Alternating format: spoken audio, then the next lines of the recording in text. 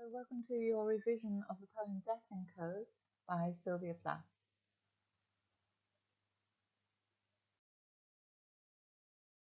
So the connotations of the title and co suggest something corporate, commercial, this kind of anonymous, business-like figure in death, a personification of death, which is a quite unusual personification because normally we think of the personification of death as something like the Grim Reaper, quite a kind of gothic romantic figure, but in this case it's corporate, it's commercial, so very much in the 1950s consumer society mode. So the evils of capitalism associated with death possibly, but there's also this idea in and co of something that is not singular, there's something double, as a split, which is very typical of Gothic literature once again, the double, the doppelganger, as we see in something like Dr. Jekyll and Mr. Hyde by Robert Louis Stevenson, or Mary Shelley's Frankenstein, where we have Dr. Frankenstein and his creature, who seem to be two sides of one person. And death is seen then as a double that is conspiring, cruel, and sadistic.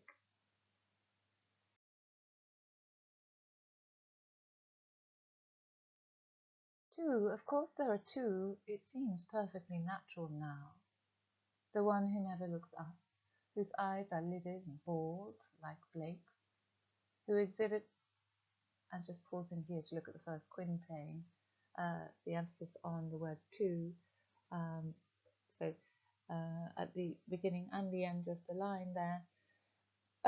So this doubleness, this split, this duplicity as well. Duplicity meaning deception, and it's as though she's speaking to herself when she says it seems perfectly natural now, and she's referring to Blake, who is the founding father of the Romantic movement in England of the 18th century, and he had a death mask that was made, following his death, as was often the custom with famous Victorians, and also for hanged criminals, by the way. And this particular mask was seen by Sylvia Plath in the British Museum. So she's referring to death as being having two personalities, and she's describing the first personality as looking like this William Blake death mask.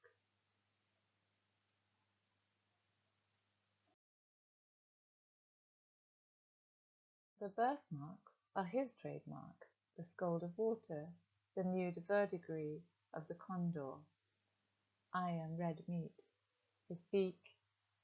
So the first aspect of death that she describes is this predatory, scavenging death. The condor is a scavenger who is much like a vulture, but a much larger version of a vulture living in South America, and scavenging on red meat, of course.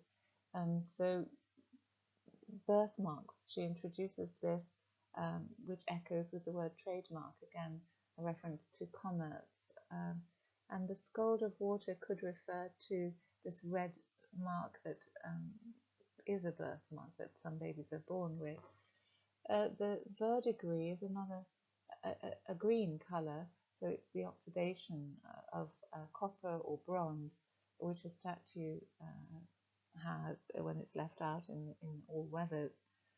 So she's mixing up these colours to denote a birthmark. But birthmarks were supposed to be,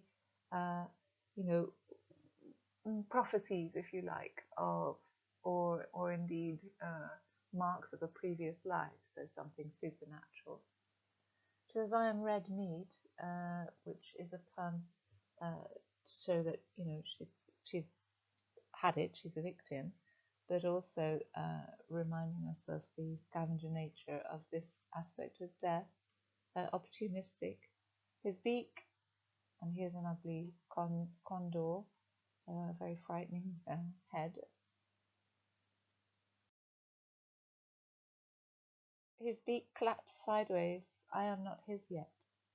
And here in this line we have an onomatopoeia which shows an attempt of death to catch her in its beak, and I am not his yet, with the word yet emphasizing that it is inevitable that he will catch her, and perhaps referring to those attempted suicides with the clapping of the beak.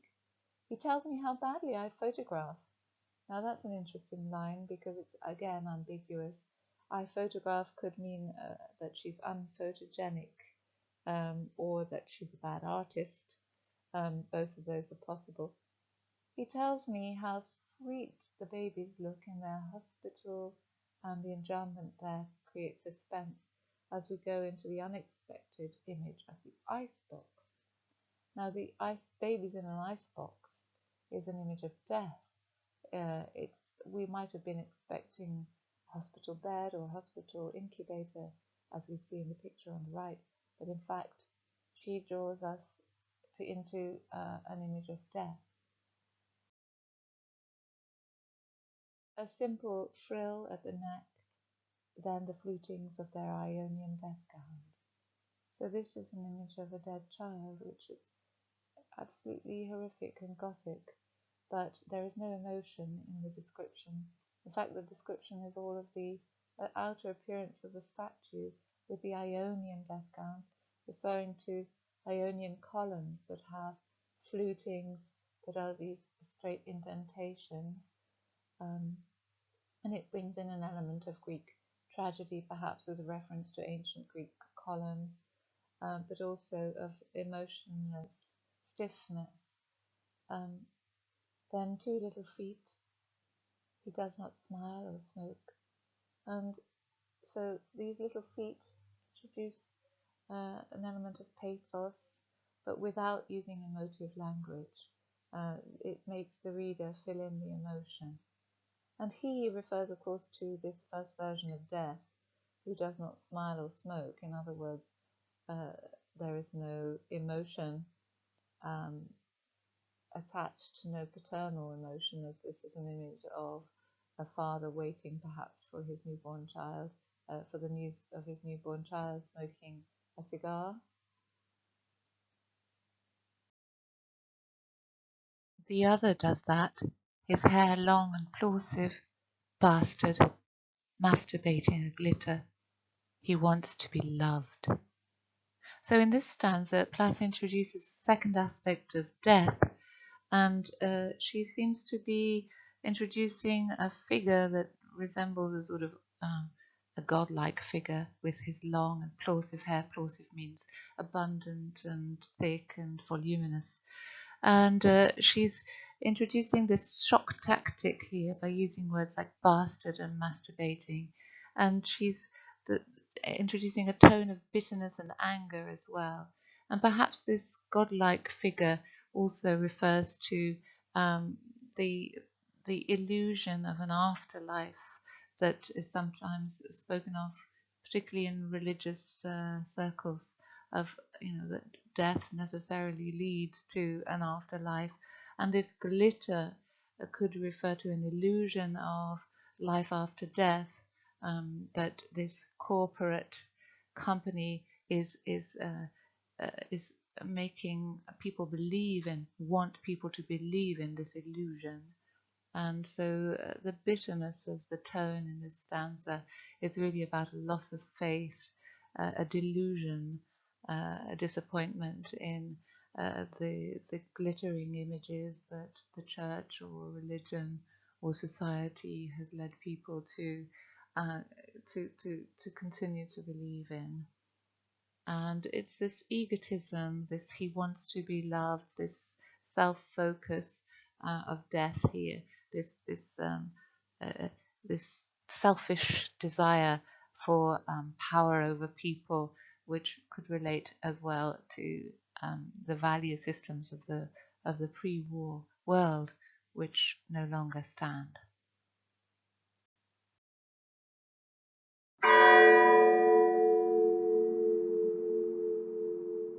I do not stir. The frost makes a flower. The dew makes a star. The dead bell. The dead bell.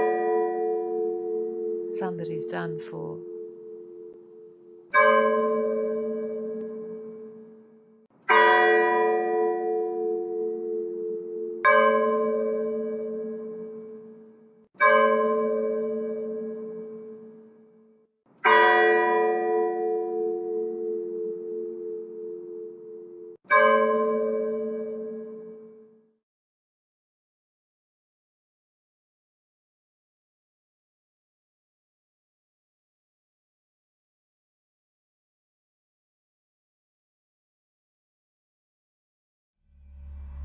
Two. Of course there are two. It seems perfectly natural now. The one who never looks up, whose eyes are lidded and bald like Blake's, who exhibits the birthmarks that are his trademark, the scald scar of water, the nude verdigris of the condor. I am red meat. His beak claps sideways, are not his yet. He tells me how badly I photograph. He tells me how sweet the babies look in their hospital icebox. A simple frill at the neck, then the flutings of their Ionian death gowns, then two little feet. He does not smile or smoke. The other does that. His hair long and plausive, bastard, masturbating a glitter. He wants to be loved. I do not stir. The frost makes a flower. The dew makes a star. The dead bell. The dead bell. Somebody's done for.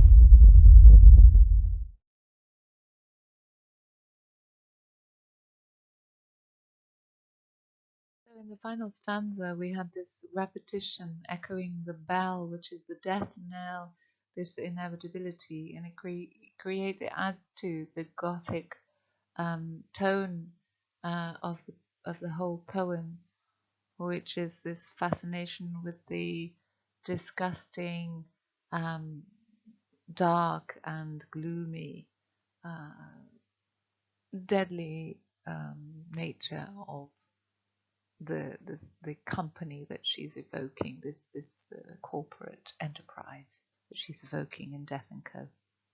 So the form of the poem is in quintains.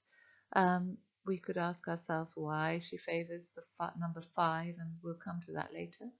The voice of the poem is a kind of bitter but resigned voice that describes the corporate representation of death as being, well, like an authority that you can do nothing about. The imagery and the motifs used, we've gone into in some depth. I'd like you to make a note of that. Also the tone, and, well, the themes could be that of this anonymous authority, which, and the loss of faith in the values of the pre-war societies, particularly of religion and of of any kind of authority figure in any way. You can add your own thoughts on the themes there.